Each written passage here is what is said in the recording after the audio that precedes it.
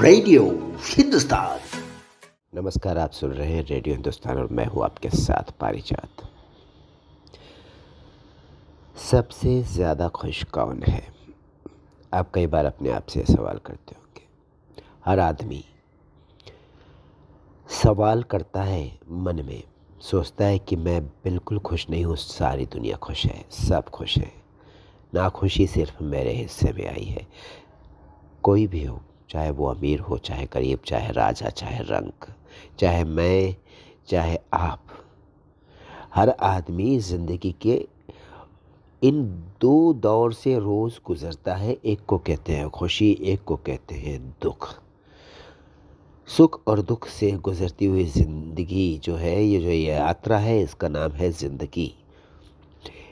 लेकिन फिर भी जो दुख से गुज़र रहे हैं उन्हें लगता है सब खुश हैं, और जो खुशी से गुज़र रहे हैं उनको लेकिन ये एहसास नहीं होता कि सब दुखी हैं।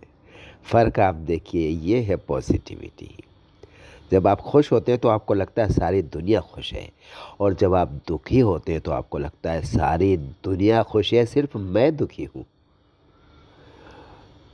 सच ये है कि हर व्यक्ति खुश है और हर व्यक्ति दुखी है, और ये दुख और सुख रोज़ आते और जाते रहते हैं, समंदर की लहरों की तरह जो किनारे पर आके वापस लौट जाती हैं।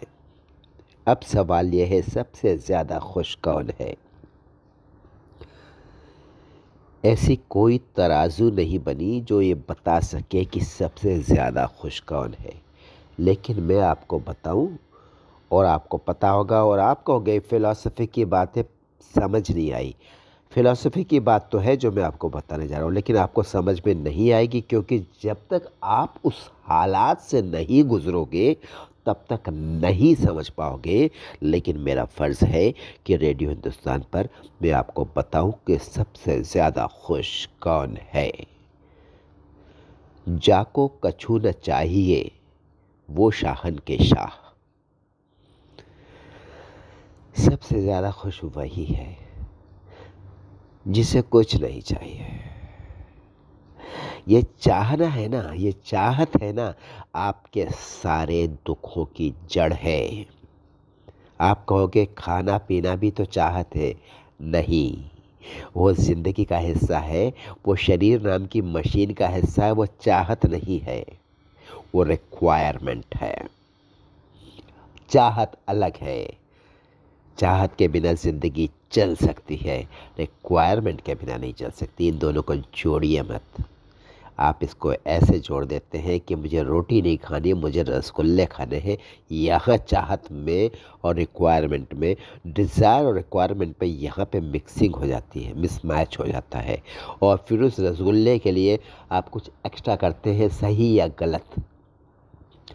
दुखों की शुरुआत वहीं से हो जाती है जिस लम्हे में आपने चाहा कि मुझे रोटी नहीं, मुझे रसगुल्ला चाहिए। याद रखिए, जो मिल रहा है बहुत मिल रहा है। कर्म अच्छे कीजिए, सब मिलेगा अपने आप।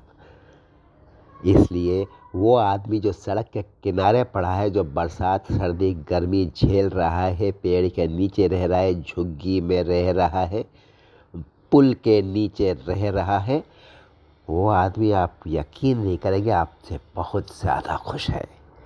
उसको कुछ नहीं करना है, उसको कुछ नहीं चाहिए, उसको सिर्फ 2 रोटी की जुगाड़ है। जो उसने 2 बदन में कपड़े पहन रखे हैं, अपने बदन में जो 2 कपड़े पहन रखे हैं, वो भी उसको धोने की ज़रूरत नहीं। बरसों तक घिसते रहेंगे, गंदे होते रहेंगे, और फिर कहीं से 2 कपड़े मिल जाएंगे, फिर वो चलता रहेगा सिलसिला। लेकिन उसको ज़िंदगी में किसी तरह की मारा मारी नहीं है, कोई टेंशन नहीं है, कोई बिजनेस नहीं है, कोई शेयर नहीं है, कोई बॉस नहीं है, कोई बिजनेस के डूब जाने का डर नहीं, बिजनेस खड़ा करने की चिंता नहीं है, कोई गर्लफ्रेंड नहीं है, कोई बीवी नहीं है, कोई फैमिली नहीं, कोई बच्चे की फीस नहीं देनी है। पता है नहीं क्या क्या नहीं करना है। ये जमावड़ा बढ़ाते चलाते हैं आप, बढ़ाते इस तरह से चले जाते हैं कि जब आपके डिज़ायर्स बढ़ती जाती है तो उनका घेरा बढ़ता जाता है, और बड़ा घेरा, और उस बड़े घेरे में आप कैद होके रह जाते हैं एक छोटे से नन्हे से प्राणी की तरह। और ये डिज़ायर्स की माया मोह ना बहुत बड़ी है, जान ले लेती है आखिर में। मैं ये नहीं कहूँगा कि डिज़ायर्स गलत बात है, लेकिन हाँ, उतनी पैर फैलाइए जितनी चादर हो, या फिर चादर बड़ी कर लीजिए ताकि पैर अपने आप फैल जाए। चलता हूँ, फिर मिलता हूँ रेडियो हिंदुस्तान पर आपसे। तब तक करते रहिए काम, सुनते रहिए रेडियो हिंदुस्तान और करते रहिए, लेते रहिए प्रभु श्री राम का नाम। सबको सिखाइए, सबको बताइए, पेड़ लगाइए, पानी बचाइए। राम राम। रेडियो हिंदुस्तान।